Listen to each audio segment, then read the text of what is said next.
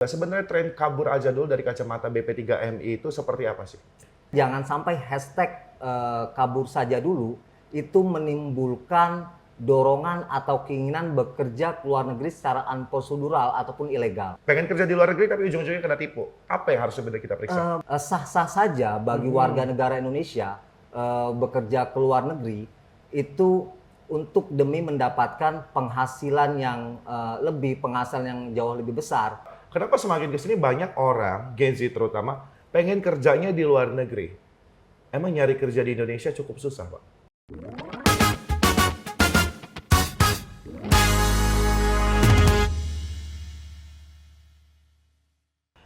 Pernah nggak sih kepikiran kerja di luar negeri dengan gaji yang besar, pengalaman baru, orang-orang baru, dan banyak yang bilang bisa sambil jalan-jalan. Tapi, yakin udah siap?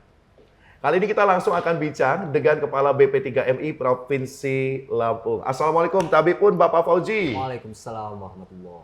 Sehat kabarnya, Pak? Alhamdulillah baik. Kepala BP3MI. Masyarakat mungkin banyak yang ingin penasaran tentang kerja di luar negeri. Tapi sebelum lebih jauh kita membahas, boleh tahu nggak sih Pak, BP3MI itu apa? BP3MI itu merupakan kepanjangan dari Balai Pelayanan Pelindungan Pekerja Migran Indonesia yang merupakan perpanjangan tangan dari Kementerian Pelindungan Pekerja Migran Indonesia. Oke, baik. Jadi kalau bahasa kita sebagai masyarakat itu mau kerja di luar negeri, mau lama tinggal di luar negeri dengan mempunyai penghasilan, ada urusannya sama BP3MI. Harus seperti itu. Wah, ini keren sekali. Apalagi di tengah fenomena saat ini yang sedang terjadi di masyarakat kita. Tren kabur aja dulu. Aduh, itu lagi banyak banget hashtag di beberapa sosial media yang kita lihat. Ya, mungkin betul. Pak Fauzi juga melihat ya. Masyarakat itu penasaran juga, sebenarnya tren kabur aja dulu dari kacamata BP3MI itu seperti apa sih? Hashtag kabur saja dulu merupakan ekspresi netizen sebagai bentuk respon apa yang sedang mereka rasakan saat ini. Oke. Apa yang mana netizen ini didominasi oleh Gen Z ya. Betul sekali, banyak sekali Gen Z. Yang mana memandang bahwa mereka sudah mampu melihat ke depan tantangannya seperti apa dan peluangnya seperti apa di sekitar mereka. Betul. Dan perlu kami sampaikan bahwa kami betul-betul sangat memahami dan kami memandang hal itu adalah hal yang positif terkait peluang kerja luar negeri. Dan sesungguhnya sah-sah saja bagi warga negara Indonesia bekerja ke luar negeri itu untuk demi mendapatkan penghasilan yang penghasilan yang jauh lebih besar sebagaimana amanah undang-undang pasal 27 ayat 2, setiap warga negara berhak mendapatkan pekerjaan dan penghidupan yang layak demi kemanusiaan. Yang perlu disampaikan kepada masyarakat adalah pentingnya jangan sampai hashtag kabur saja dulu itu menimbulkan dorongan atau keinginan bekerja ke luar negeri secara unprosedural ataupun ilegal. Betul. Dan ingin cepat-cepat bekerja ke luar negeri tanpa melalui persiapan yang sangat-sangat matang. Dan perlu disampaikan bahwasanya kenapa hashtag kabur saja dulu, kita harus mencari pandangan-pandangan positif supaya nanti teman-teman Gen Z juga ada pandangan-pandangan yang positif pula. Nah, yang pertama adalah kalau kita lihat di media sosial, baik itu TikTok, Instagram, ataupun Facebook, video-video mereka menceritakan tentang kerja di berbagai negara. Betul, enaknya gitu ya. Enaknya. Dan mereka itu kerja di negara-negara maju, di negara-negara yang tingkat pertumbuhan ekonomi nasionalnya tinggi dan stabil. Dan di berbagai negara yang kalau dirupiahkan, itu gaji sangat tinggi, mulai 20 juta sampai 50 juta, bahkan ada yang 100 juta. Nah, itu adalah informasi yang baik bagi para netizen, khususnya netizen Indonesia, bahwasanya peluang kerja ke luar negeri itu tidak hanya di Malaysia, di Singapura, yang notabene adalah masuk kepada low skill. Betul. Yang kita dengar di sekitar pembantu rumah tangga ataupun perkebunan kelapa sawit. Bagi anak-anak lulusan SMA ke atas, SMK, bahkan perguruan tinggi, ada loh peluang-peluang kerja yang sesuai dengan disiplin ilmu mereka itu bekerja dengan bergaji tinggi. Banyak dan dengan info hashtag kabur saja dulu, akhirnya cakrawala para netizen itu tahu, oh peluang kerja itu banyak ternyata yang di bidang formal, yang membutuhkan dari middle skill sampai high skill. Yang selanjutnya perlu kami sampaikan bahwa jika ada warga Indonesia atau anak-anak bangsa yang ingin bekerja ke luar negeri, agar merubah mindset mereka, berubah yang tadinya itu siap kerja menjadi lulusan yang siap pakai. Nah, dan menteri kami, Menteri Pelindungan Pekerja Migran Indonesia, Bapak Abdul Qadir Karding, itu sangat konsen dan serius dalam mempersiapkan calon pekerja migran Indonesia yang betul-betul mempunyai mental baja, betul-betul mempunyai skill, dan betul-betul punya kemampuan bahasa. Oke. Dan ini penting. Dan selanjutnya perlu kami sampaikan bahwa Bapak Menteri itu menyampaikan bahwasanya pekerja migran Indonesia yang saat ini bekerja di luar negeri itu tidak hanya disebut pejuang keluarga, itu tidak hanya disebut duta bangsa, itu tidak hanya disebut pahlawan devisa, bahkan PMI saat ini bekerja ke luar negeri itu merupakan investasi sumber daya manusia, gitu. Karena mereka-mereka yang saat ini bekerja ke luar negeri pasti akan bertambah ilmunya, pasti akan mempunyai pengalaman yang sangat banyak, pasti juga akan mempunyai wawasan yang sangat luas, dan saya sangat meyakini pekerja migran Indonesia yang nantinya selesai bekerja di luar negeri dan tiba di tanah air, mereka berpeluang besar untuk menjadi wirausahawan muda dan ke depan itu bisa menyerap tenaga kerja baru. Betul sekali. Artinya membuka lapangan kerja baru dengan modal skill dan hal-hal yang didapatkan di luar negeri. Investasi SDM ini hal yang cukup menarik ya ternyata. Betul. Concern dari Menteri pun begitu sangat mulia. Bukan hanya kita melihat orang yang kerja di luar negeri itu mencari uang saja, bukan ternyata pemirsa. Tapi saya penasaran juga Pak, kenapa semakin kesini banyak orang, Gen Z terutama, pengen kerjanya di luar negeri? Emang nyari sebenarnya yang paling berhak itu menjawab adalah Dinas Tenaga Kerja Provinsi ya. Tapi saya berdasarkan saintifik saja. Saya berdasarkan Badan Pusat Statistika Provinsi Lampung. Jadi tahun 2024 angka pengangguran di Lampung itu sekitar kurang lebih 200.000 lebih. Wow. Dan itu didominasi oleh yang pertama dari lulusan SMK, yang kedua lulusan SMA, yang ketiga lulusan perguruan tinggi. Nah, ini menjadi PR. Wajar saja kalau saat ini hashtag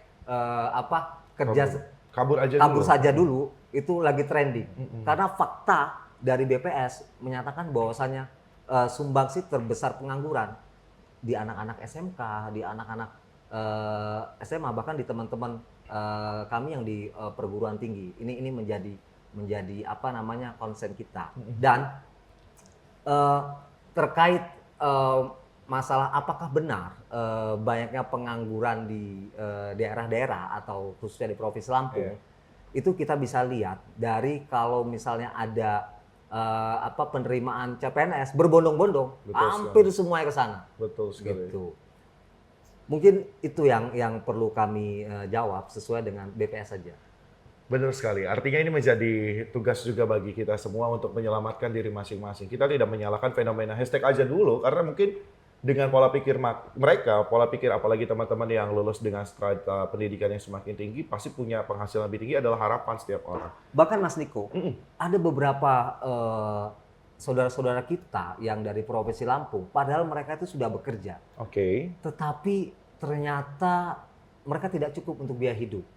Makanya mereka juga beralih untuk mencari peluang kerja ke luar negeri. Memandang bahwasannya bekerja ke luar negeri nanti menaikkan taraf hidup mereka di hari kemudian. Itu banyak sekali ya. Banyak sekali. Dan mungkin itu terjadi di sekitar kita, sahabat teman ataupun sobat yang menyaksikan di rumah mungkin sambil merenungi, oh pantas aja orang terdekat saya pengennya ke luar negeri. Tapi Pak, kalau penasaran bicara tentang kerja di luar negeri, negara mana sih yang paling banyak menerima pekerja dari Indonesia? Sesuai dengan data dari Kementerian Pelindungan Pekerja Migran Indonesia, bahwasannya PMI Pekerja Migran Indonesia asal Lampung berjumlah kurang lebih 24 ribuan. Wow. mereka bekerja di negara Taiwan, Malaysia, Singapura, dan Korea dan Jepang dan berbagai negara lainnya. Gitu.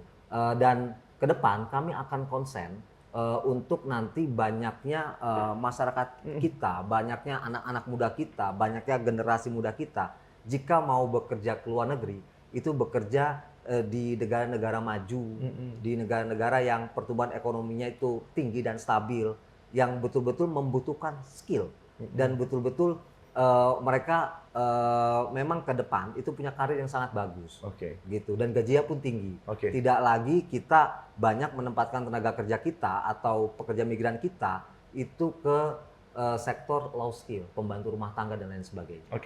Harapannya seperti itu, tapi mungkin ini menjadi sedikit pertanyaan juga mewakili banyak masyarakat ya. Berarti kalau untuk kerja di luar negeri, apalagi di negara maju, gajinya beneran gede. Tapi banyak juga yang menyepelekan ataupun lupa sama tantangannya. Tantangan yang sering didengar itu apa sih dari teman-teman kita? Apa mungkin di kelemahan bahasa atau skill-skill yang dimiliki oleh masyarakat kita? Nah, ini penting agar kita mengetahui juga. Gaji besar berarti resiko besar. Betul sekali. Gaji besar tidak mungkin diperoleh bagi orang-orang yang tidak mempunyai kemampuan yang luar biasa. Jadi begini, memang informasi bekerja ke luar negeri, apalagi ke beberapa negara-negara Asia yang maju seperti Jepang dan Korea, itu gaji 20-30 juta. Di berbagai negara Eropa seperti Jerman, Kanada, Amerika, Belgia ataupun Swiss itu digaji juga jauh lebih tinggi dibandingkan itu. Tetapi tidak hanya dibutuhkan terkait masalah keterampilan, tapi juga penting untuk nanti punya kemampuan berbahasa. Kita itu masih lemah di bahasa kita. Dan kita kadang-kadang perlu mematchingkan kemampuan kita sesuai dengan kemampuan yang dibutuhkan di luar negeri. Betul. Jadi artinya memang kita harus menyadari sebelum kita berani berangkat dan fokus terhadap penghasilan saja, kita harus siap mental dan juga siap skill, kemampuan. Jangan sampai ketika kita di luar malah menjadi salah satu jalan yang membuat kita sendiri tidak berkembang atau malah merasa menyerah seperti itu. Tapi Pak, kalau bicara tentang pekerja migran, sejauh ini pengalaman Pak Fauzi di lapangan, ada nggak sih cerita sukses dari salah satu pekerja dari Indonesia deh, jangan dari Lampung, yang terdengar langsung oleh ceritanya itu di telinga Bapak? Mas Niko, ini tuh menarik. Sebenarnya, sejujurnya, yang sukses di bekerja ke luar negeri itu 99%. Ada 0,0001% itu tidak berhasil. Gitu. Nah, tapi ini karena media. Kalau kita mendengar ada hukuman gantung, 1 bulan kita akan tahu berita itu. Tapi pas PMI, ketika ada PMI yang sukses, jarang sekali digelorikan. Jadi saya kasih contoh di Provinsi Lampung. Itu ada salah satu PMI pernah bekerja di Korea Selatan, program B2G, ketika mereka namanya Pak Denny. Ketika mereka itu balik, akhirnya mengusahakan yang namanya perkebunan melon. Dia mengajak masyarakat untuk budidaya melon versi Korea. Dan akhirnya berhasil. Omsetnya sampai 1 miliar setiap bulan. Dan saat ini beliau kembali fokus untuk di Indonesia? Masih di Indonesia. Jadi artinya yang disampaikan oleh Bapak Menteri bahwasannya PMI yang bekerja ke luar negeri adalah investasi sumber daya manusia. Memang betul.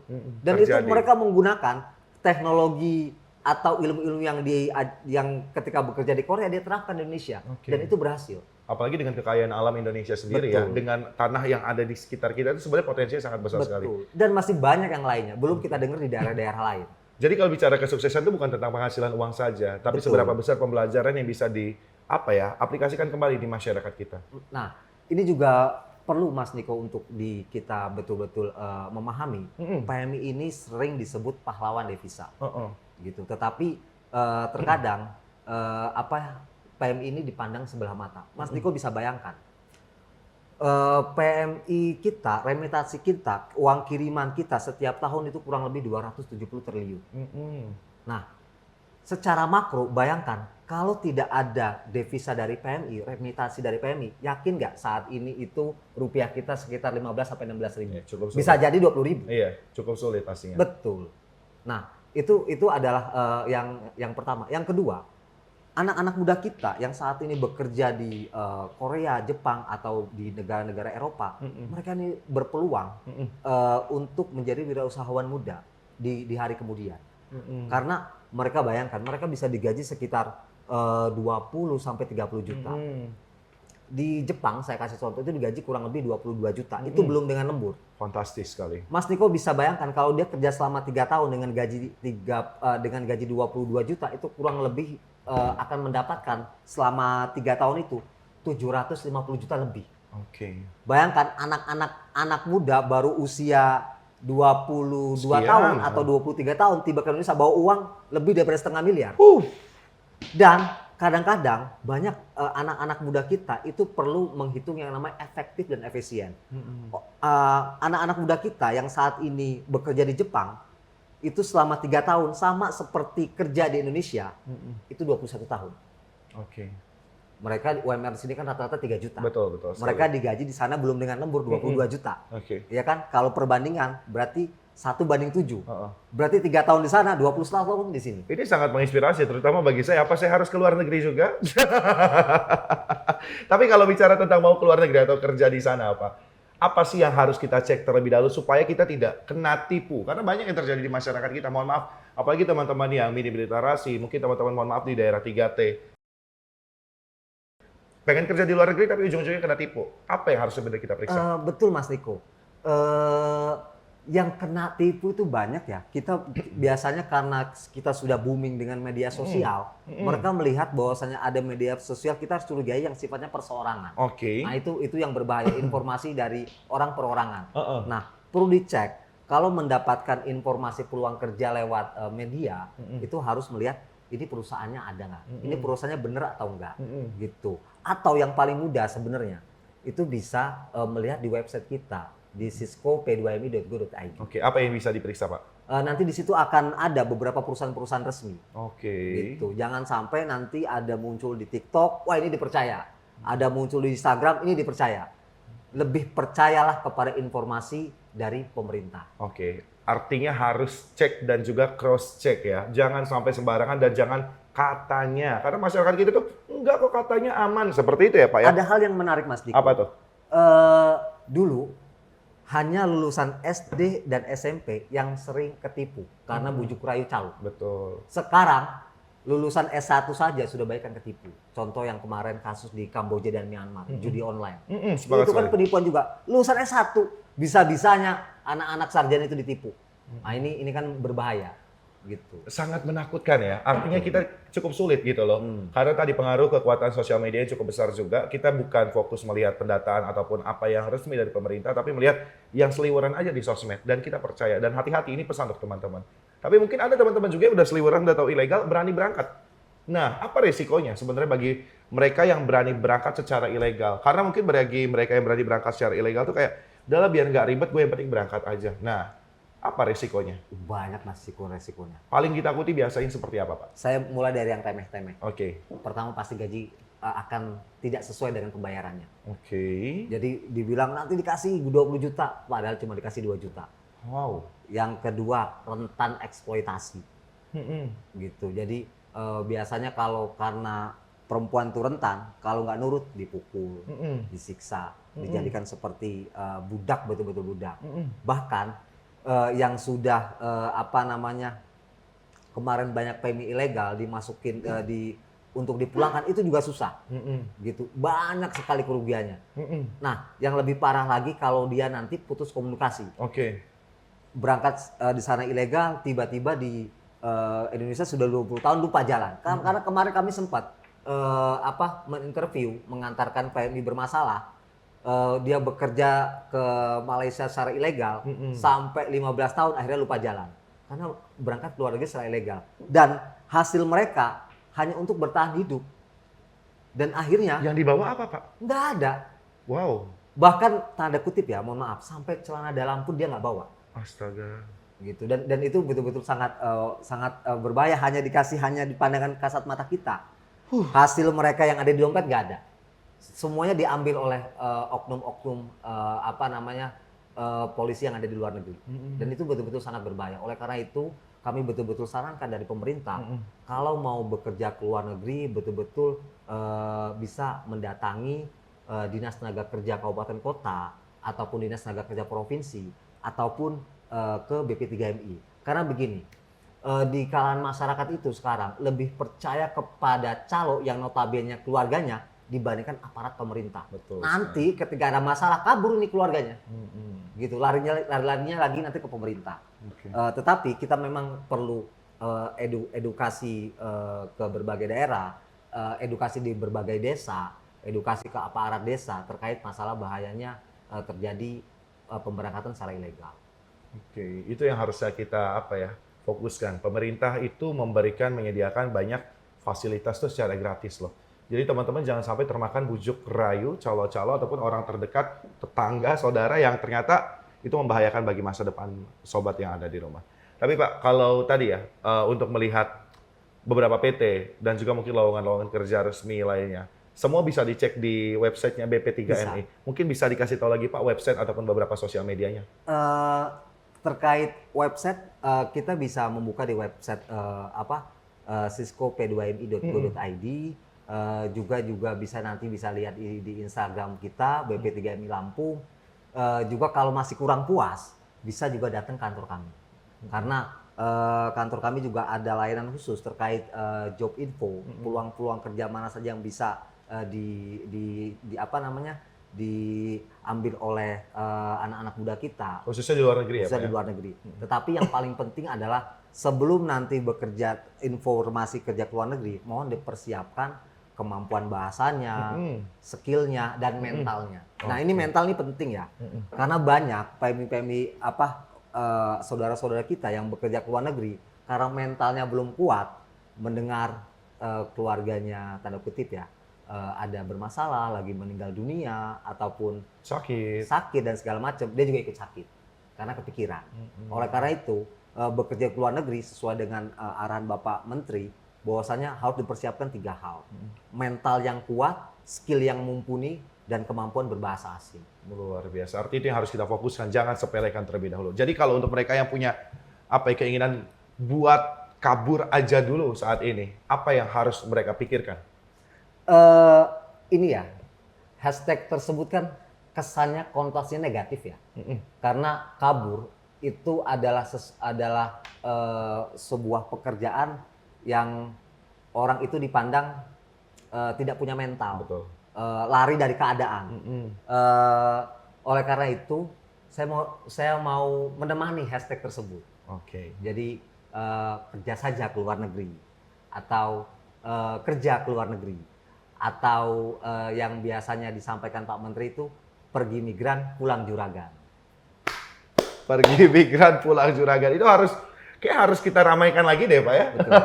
Karena tadi ini menjadi motivasi mungkin boleh, tapi jangan sampai salah mengartikan kita tidak mencintai atau tidak memiliki rasa memiliki untuk negara kita sendiri. Singkat Pak, saya boleh minta pesan untuk masyarakat dari BP3MI. Bagi semua masyarakat Lampung, terutama anak-anak muda yang berkeinginan bekerja ke luar negeri, mohon persiapkan mental yang sangat kuat, kemampuan berbahasa, dan juga skillnya. Dan yang paling utama adalah bekerja ke luar negeri dengan tata cara prosedur yang baik dan benar, sesuai dengan peraturan dan perundang-undangan yang berlaku. Baik, jangan sampai salah sasaran dan jangan sampai salah ngambil keputusan karena tadi pengen satset dengan pengen punya kekayaan yang instan tapi malah ujungnya menyesatkan dan juga merugikan banyak pihak. Boleh saya ada satu pesan? Oh boleh, silakan sekali lagi Pak. Untuk anak-anak muda, terutama Gen Z yang saat ini lagi ramai hashtag kabur saja dulu, saya mengutip dari pernyataan Mbak Najwa Shihab dan Sultan Syahrir. Hidup yang tidak pernah dipertaruhkan tidak akan pernah dimenangkan. Oleh karena itu, mencari sesuatu yang baru, mencoba sesuatu yang lain, terkadang kita butuh mempertaruhkan apa yang kita punya. Luar biasa sekali loh. Terima kasih Pak, ini nasihat untuk saya juga pastinya. Dan juga untuk Sobat Hafiz yang ada di rumah, terima kasih sudah menyaksikan bincang kali ini. Karena tidak terasa kita sudah cukup lama. Siap. Mungkin kita tunggu di episode selanjutnya ya Pak ya. Siap. Terima kasih Pak Fauzi dan juga Sobat Hafiz yang ada di rumah. Jangan lupa terus saksikan Tanya Rumpi Solusi Spesial TVRI Lampung. Sampai jumpa. Sehat selalu Pak Fauzi. Siap.